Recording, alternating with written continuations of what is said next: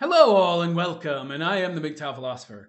In this video, I would like to talk about the subject of love and how it is utter horseshit and akin to eating a lot of chocolate.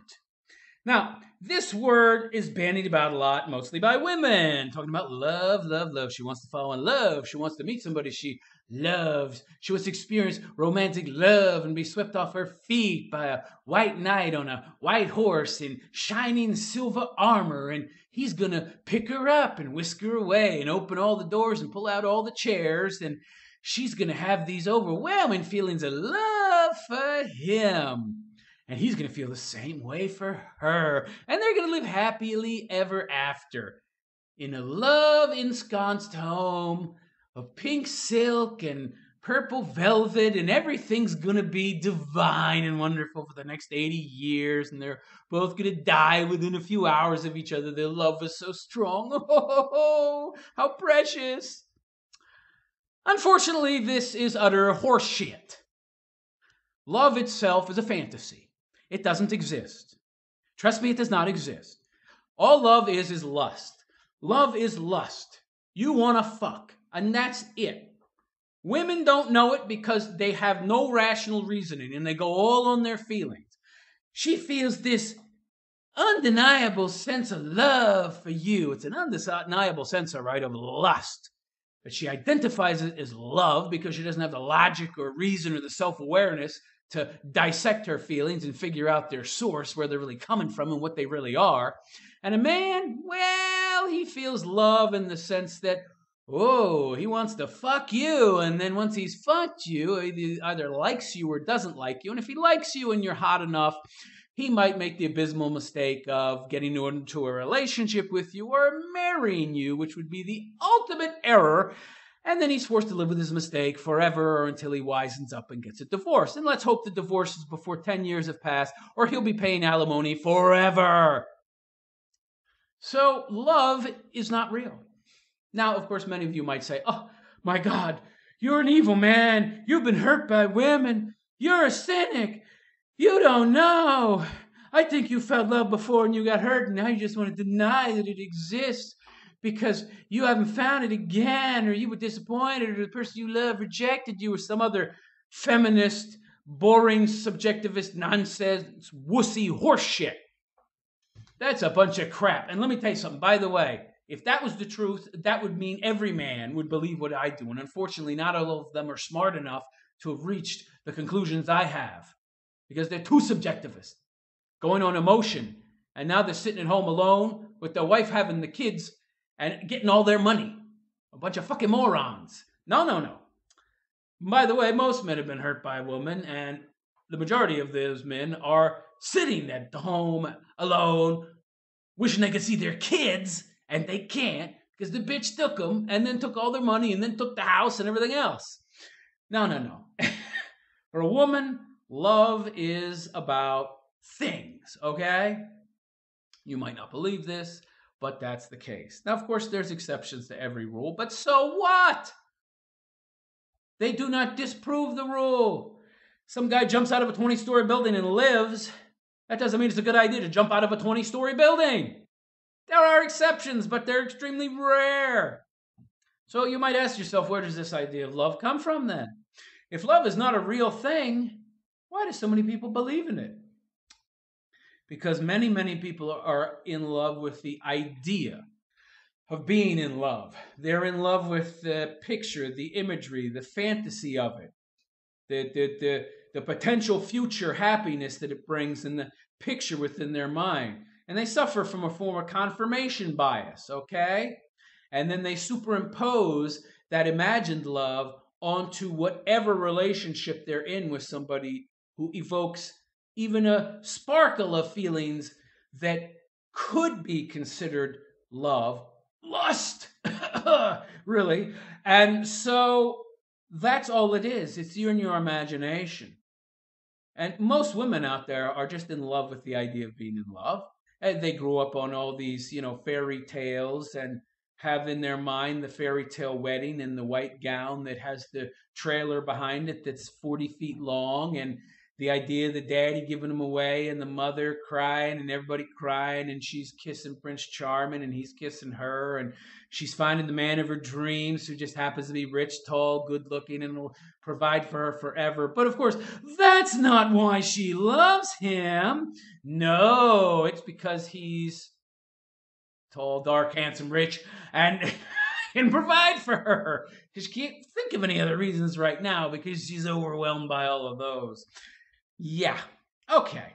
So, now we've established love is not real. And some of you out there still believe in it, and you think you found it. You are fooling yourselves. Love is just a myth. Love is just a myth. It's a biochemical reaction, okay? And it exists to pair bond with another human being. That's it. It's not anything that is logical, reasonable, rational in and of itself. You have to use logic and reason purposefully to analyze it, to look at it, see what it really is and what it isn't. And all love is lust. You've met somebody who you like. Yeah, they have qualities that are basically something you share. This is the very interesting thing about love. If love is anything, it is about self-love, not of another person. This is a very interesting thing about love. We tend to be attracted to people who are like us, who are compatible with us. And in that sense, love is probably the most selfish emotion of all. Lust. Right. That's probably the only type of love, really, except for love for one's children. I would not deny love for one's children. But again, in many ways, that is a form of self-love because you are continuing the species. You are propagating. You are basically carbon copying yourself so that you will continue to live into the next generation and be immortal. So there is a lot of self-interest with kids. I'm not saying there isn't love with kids. I wouldn't say that. But most of that is, again, tied back into self-love and self-interest. So the feelings of romantic love are what I'm mainly speaking about. And romantic love and relationship love with somebody who's not bloodkin related to you is all a lie. Let's give an example from start to end. You'll meet some girl, say, in college, and you have a lot in common, and you'll have fun together, and she seems to be everything that you would want in a woman because she's the female version of you. And so you think you've met the one because it's so comfortable and easy being with her. Yes. And so you feel this love for yourself. Pair bond love with other people is bullshit. It doesn't exist. It's all about self-love in many ways. And the rest of it is just lust. Lust that you're mistaking for love. And fondness. And there can be fondness. You can be fond of and appreciate somebody's company. But conflating that with love is way big stretch, okay? Big stretch. Love doesn't really exist. Love is all about self-interest. It's in your self-interest to be around this person because, ooh, they make you feel so good because they're like you, because they're like you. It's all about you. So love is the most selfish emotion you could ever feel because it's totally self-serving. Okay? Totally self-serving. It's not about the other person. It's about you. All right? So that romantic love for other people doesn't exist. It's love for yourself, if anything. It's love and admiration for you. Now, as far as what happens, well, you decide to marry her once you graduate because, you need to be with her, and you as a man have to put your stamp on the contract. You have to legitimize that purchase and make sure that it's yours. Of course, that stamp is pretty useless when divorce is so easy, when you can get no-fault divorce. For those of you that may not be American or may not be wholly from a Western European country or may not be familiar with the term, no-fault divorce is simply that you can fuck up, you can cheat on your husband, you could cut his balls off, and you can divorce him, and you'll still get half his shit because you can't be held at fault. Which is, of course, perfect for women because they're not held to fault anyway. They're not accountable anyway. So that's perfectly tailored for women. So that's no fault of divorce. So when that's the case, marriage ceases to be useful because it's supposed to be there to make it more difficult to break up, because a stable family, stable marriage is the foundation, the bedrock of Western civilization, which is being torn apart by feminist Nazis and cultural Marxism.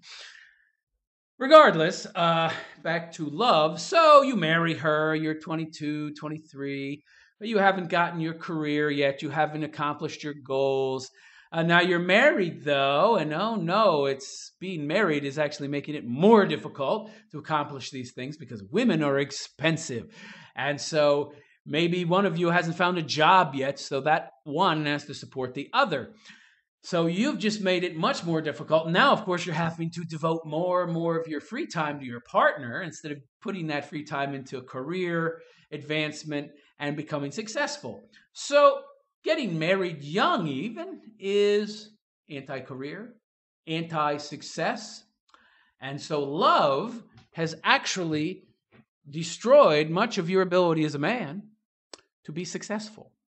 Oh, and of course, if you have a kid too early, or a kid at all, well, boom, that's even more time. So the odds of you being successful are far slimmer if you get married young. Of course, getting married at all makes those odds far slimmer because you'll have far fewer resources and far less time to pursue your career.